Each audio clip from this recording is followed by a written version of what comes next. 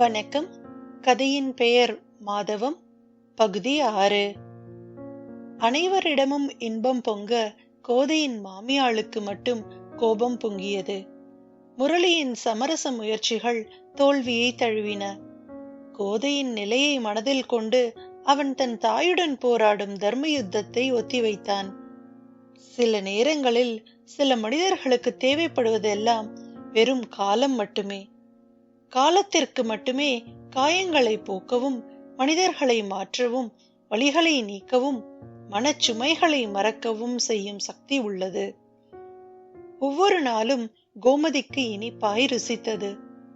சிறு விரல்களும் மென்மையான ஸ்பரிசமும், நெஞ்சை கொள்ளும் பார்வைகளும், உயிரை கொள்ளும் புன்னகையும், தேனை போன்ற அழுக்குரலும், தெவிட்டாத முனகல்களும் கோமதிக்கு பரவசங்களை அள்ளி அள்ளி வழங்கின. 1000 தேசங்களுக்கு ராணி போல தோன்றியது அவளுக்கு. தாய்ப்பால் அருந்தும் நொடிகளைத் தவிர மற்ற அனைத்து மனைத்துளிகளும் மகா கோமதியிடமே இருந்தாள். தாய்ப்பால் அருந்தும் பொழுது கோதையின் காலடியில் அமர்ந்து கொண்டு வெறித்து வெறித்து பார்த்திருப்பாள் கோமதி. குழந்தைக்கு பசி ஆறியவுடன் வெடுக்கென்று அள்ளிக்கொண்டு ஓடிவிடுவாள். ஏதேனும் சாக்கு சொல்லி குழந்தையை தன்னிடம் வைத்துக் கொள்ள கோதை முயற்சி செய்தாலும் கோமதி இணங்காமலே இருந்தாள். இவர்களின் பாசப் போராட்டம் இரு பிள்ளைகள் ஒரு பொம்மைக்கு சண்டையிடுவது போல் இருந்தது. 3 மாதங்கள் 3 நொடிகளாய் கரைந்தன. கிருஷ்ணனும் கோமதியும் தங்கள் செல்ல மகளை அழைத்துச் செல்ல ஆயத்தமானார்கள். கோமதி மிகுந்த பரபரப்புடன் பம்பரமாய் சுழன்றாள். கோமதியின் ஆரவாரம் கோதைக்கு சற்று எரிச்சலை தந்தன. பிள்ளையை பெற்றவள் என்ற உரிமை கூட அவளுக்கு கிடைக்கவில்லையே என்கின்ற ஆதங்கம், வாரி அணைத்து பிள்ளையை ஆசை தீர கொஞ்சவில்லை என்கின்ற ஏக்கம், தனக்கு உரிமை இல்லை என்று தெரிந்தும் கூட இதயத்தின் ஓலங்கள் ஓயவில்லை. கைகளில் பிள்ளையை ஏந்திக் கொண்டு கோதை அருகே கோமதி வந்தாள். பிள்ளையை பார்த்தவாறு நின்றிருந்த கோதையிடம், கோதை, உன் உடம்ப நல்லா பாத்துக்க. உலகத்துல யாருமே செய்யாதத நீ எனக்கு செஞ்சிருக்க.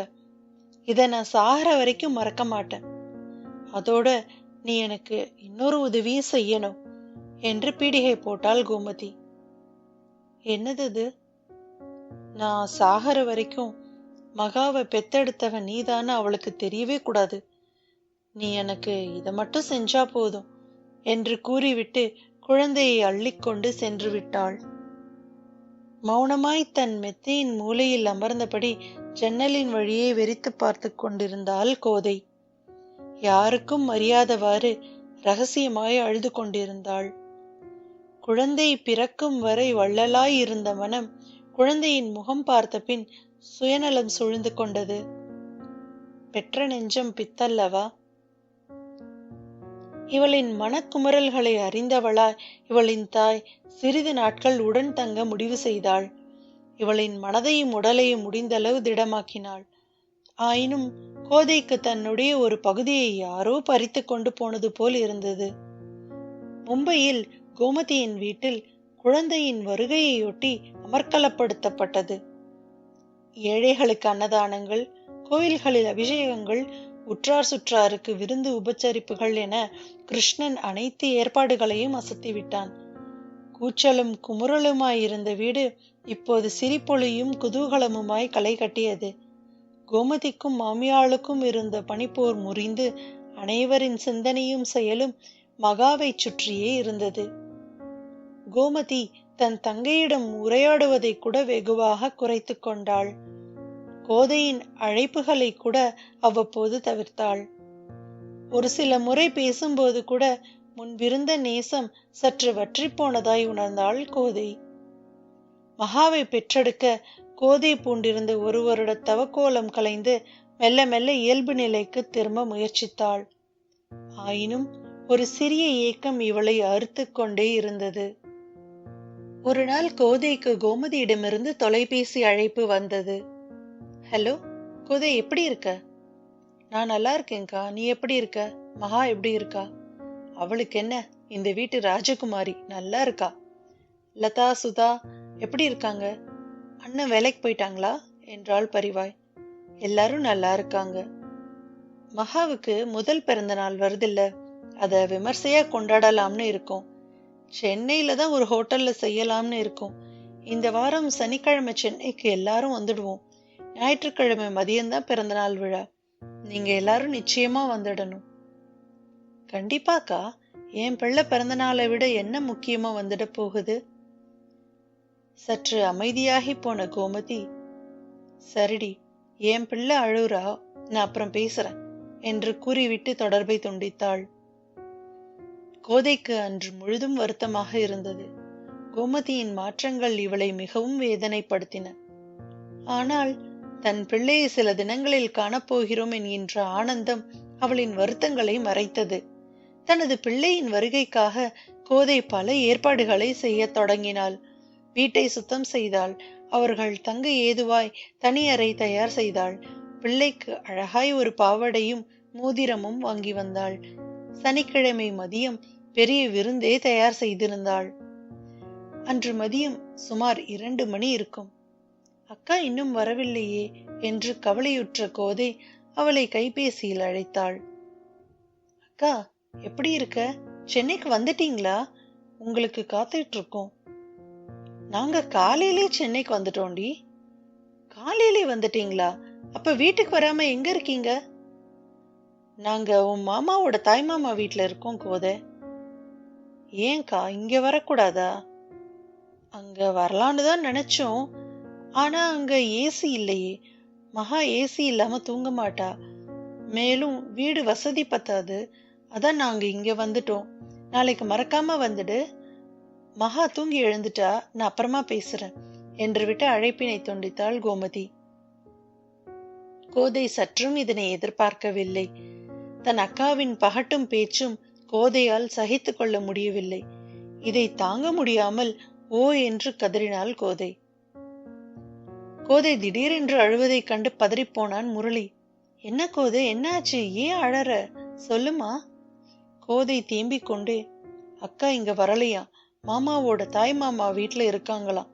இங்க பிள்ளைக்கு வசதி பத்தாதான். ஏசி இல்லாம மகா இருக்க மாட்டாளாம். அதனால இங்க வரலையா என்று கூறிவிட்டு மீண்டும் அழத் தொடங்கினாள். இதுக்கா இப்படி அழற என்று ஆச்சரியமாய் வினவினான். என்ன பேசுறீங்க? நான் பெத்த பிள்ளைக்கு என் மடியை விட பெரிய வசதி இந்த உலகத்துல என்ன இருக்கு? என்னோட அக்கா இப்படி மாறுவான்னு கொஞ்சம் கூட நினைக்கல. அவளோட பணமும் பகட்டும் அவளை மாத்திடுச்சு. என் பிள்ளைய என் கண்ணுல கூட கட்ட மாட்டேங்கிறா. நீ பேசுறது எதுவும் சரியில்லை. என்ன சரியில்லை? மகா அவங்க குழந்தை. அவங்க இஷ்டப்படி அவங்க வளர்க்குறாங்க. அந்த வீட்டுல தங்கறது அவங்க இஷ்டம். அதுல எந்த தப்பும் இல்லை. அப்போ பெத்த எனக்கு எந்த பந்தமும் பாசமும் இருக்க கூடாதா? இதத்தான் நான் ஆரம்பத்திலேயே சொன்னேன். இந்த குழந்தை மேல ஆயுசுக்கும் நீ உரிமை கொண்டாடக்கூடாதுன்னு சொன்னேன். நீயும் சம்மதிச்சு மகாவை பெத்தெடுத்து தத்தும் கொடுத்தாச்சு. இப்போ திடீர்னு வந்து நான் தான் பெத்தவன்னு உரிமை கொண்டாடுறது நியாயம் இல்லை. நான் என்ன பிள்ளைய திருப்பி கொடு நான் கேட்டேன். குழந்தையோட 2 நாள் தங்க தானே ஆசைப்பட்டேன். நீ அதையும் கேட்க மாட்டேன்னு என்ன நிச்சயம்? அப்போ அக்கா பணக்கார புத்தி காட்டுறது சரின்னு சொல்றீங்க அதானே? அவங்க எந்த புத்தியையும் காட்டல. அவங்க ரொம்ப பயப்படுறாங்க. அவங்களுக்கு இன்னொரு பிறப்பு மாதிரி இந்த வாழ்க்கை கிடைச்சிருக்கு. இது பறிப்போயிடக்கூடாதேன்னு பயப்படுறாங்க. தங்கிட்ட பரிவு காட்டுற மாமியார் மாறிடக்கூடாதுன்னு பயம். மனம் மாறி இருக்கிற கணவன் திரும்பவும் தன்னை வெறுத்துடக்கூடாதுன்னு பயம். தன் வாழ்க்கையில கிடைச்ச நிம்மதி சந்தோஷம் எதுவும் கைவிட்டு போயிடக்கூடாதுன்னு பயம். எல்லாத்துக்கும் மேல இது எல்லாம் கிடைக்க காரணமா இருக்கிற மகா தன்னை விட்டு போயிடக்கூடாதுன்னு பயம். மொத்தத்துல அவங்களுக்கு உன்னை பார்த்து பயம். மகாவை பெத்தவங்கிற உரிமையில அவளை நீ பறிச்சுப்பியோன்னு பயம். அதான் உன்னை விட்டு தூரமா ஓடி போக பாக்குறாங்க. நீயும் அதுக்கு ஏத்தாப்புல ஏன் குழந்தைன்னு உறவாட. ரொம்ப பக்குவமா இருந்த நீயா இப்படி எல்லாம் பேசுற? கோதைக்கு சுரீர் என்று ஏதோ உச்சியில் விளங்கியது. அக்காவின் மாற்றத்திற்கு தான் காரணம் என்று விளங்கியது. செய்வதறியாது குழம்பி போனாள் கோதை. மறுநாள் பிறந்த நாள் விழா மிகவும் கோலாகலமாக இருந்தது. வெண்பட்டு ஆடையில் தங்கமும் வைரமும் ஜொலிக்க உண்மையிலேயே மகாலட்சுமி போல மலர்ந்தாள் மகா. மேடையின் அருகே செல்ல தயங்கிக் கொண்டு விருந்தினரோடு ஒருவராய் ஒரு நாற்காலியில் அமர்ந்தமாறு மகாவை ரசித்துக் கொண்டிருந்தாள் கோதை. குழந்தை சென்ற இடமெல்லாம் கோதையின் கண்களும் பின்தொடர்ந்தன. அவளை அள்ளி அணைத்திட கோதைக்கு ஆசை பெருகியது. ஆயினும் அவள் குழந்தையை நெருங்க எந்த முயற்சியையும் செய்யவில்லை.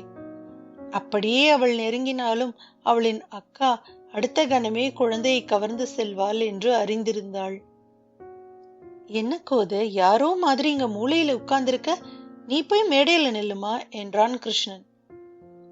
இல்ல பரவாயில்ல மாமா என்று கோதை தயங்கினாள். என்னம்மா நீ, உன் பிள்ளை பிறந்த நாள் நீ இப்படி தயங்கினா என்ன அர்த்தம்? கோதைக்கு கிருஷ்ணன் கூறியது தேனாய் வந்து பாய்ந்தது. எழுந்து செல்ல கால்கள் எத்தனித்தது. சற்று தயங்கியவளாய், நீங்க போங்க மாமா, நான் வரேன் என்று கூறி தப்பித்துக் கொண்டாள். அந்த அறையே விருந்தினரால் நிரம்பி இருந்தது. வந்திருந்தோரில் பலரும் மிகவும் செழிப்பாக தோன்றினர். மகாவிற்கு வந்த பரிசு பொருட்கள் ஒரு பக்கம் மலையாய் குவிந்திருந்தன. பரிமாறிய விருந்தும் ராஜ விருந்தாய் இருந்தது. அனைத்து கொண்டாட்டமும் ஓய்ந்த பின்னர் கோதை கோமதி அருகே சென்றாள். அவள் மடியில் மகா ஒரு பொம்மையை வைத்துக் கொண்டு சமர்த்தாய் அமர்ந்திருந்தாள். கோமதியின் அருகே கிருஷ்ணனும் அமர்ந்திருந்தான். தான் வாங்கி வந்த மோதிரத்தை குழந்தைக்கு அணிவித்து பட்டாடையை அக்காவிடம் கொடுத்துவிட்டு, மாமா அக்கா நாங்க கிளம்புறோம், ரொம்ப நாழி ஆயிடுச்சு என்றாள் மகாவை கண்களால் உச்சி முதல் உள்ளங்கால் வரை முகர்ந்தபடி. என்ன கோதனி, மேடை பக்கமே வரல, இப்ப உடனே கிளம்புறேன்னு சொல்ற? இல்ல மாமா, சுதாவுக்கு உடம்பு சரியில்லை, அதான் நான் முன்னாடி நின்று உங்களுக்கு எந்த உதவியும் செய்ய முடியாம போயிடுச்சு என்றாள் தயக்கமாய். பரவாயில்லம்மா, இதுல என்ன இருக்கு, குழந்தைய பத்திரமா பாத்துக்கோ. சரிங்க மாமா, முடிஞ்சா வீட்டுக்கு வாங்க மாமா. இல்லம்மா, இன்னைக்கு 6 மணிக்கு மும்பைக்கு ஃப்ளைட்ல திரும்புறோம். இந்த வாரம் முக்கியமான வேலைகள் எல்லாம் இருக்கு. அடுத்த ஞாயிற்றுக்கிழமை திரும்பவும் மகா குட்டிக்கு மும்பையில வேண்டியவங்களை கூப்பிட்டு பிறந்தநாள் கொண்டாடுறோம். அதனால அடுத்த முறை சென்னை வரும்போது கண்டிப்பா வீட்டுக்கு வரேன், சரியா? சரிங்க மாமா என்று கூறிவிட்டு திரும்பி விட்டாள். மகாவிற்கு ஒரு முத்தம் வைக்க ஆசைப்பட்டாள். ஆனால் கோமதியை கண்டவுடன் ஏதோ ஒருவித பயமும் தயக்கமும் சூழ்ந்து கொள்ள தன் ஆசைகளை கசக்கி தூர எறிந்துவிட்டு கண்கள் ஈரமாக வீடு திரும்பினாள். மகாவை எண்ணி எண்ணி உருகினாள் கோதை. ஒரு புறம் சிறு மன வருத்தம் என்றாலும் மறுபுறம் அவளுக்கு ஆனந்தமாகத்தான் இருந்தது. இத்தகைய பெரிய பிறந்த நாள் விழாவை அவள் எதிர்பார்க்கவில்லை. எவ்வளவு ஆடம்பரம், எவ்வளவு ஏற்பாடுகள்! நிச்சயம் பல லட்சங்கள் செலவு செய்திருப்பார்கள். நம்மால் இதெல்லாம் சாத்தியமில்லையே. சாதாரண கிளார்க்கின் மனைவி, இதெல்லாம் கனவில் கூட நினைக்க முடியாது. மகா என்னிடமே இருந்திருந்தால் இதெல்லாம் நிச்சயம் இந்த பிறவியில் அவளுக்கு கிடைத்திருக்காது. அவள் அதிர்ஷ்டசாலிதான். என்னுடைய பைத்தியக்காரத்தனத்திற்கு ஒரு முற்றுப்புள்ளி வைத்துவிட்டு இனியாவது நிம்மதியாக இருக்க வேண்டும் என்று தனக்குத்தானே முனகிக் கொண்டாள்.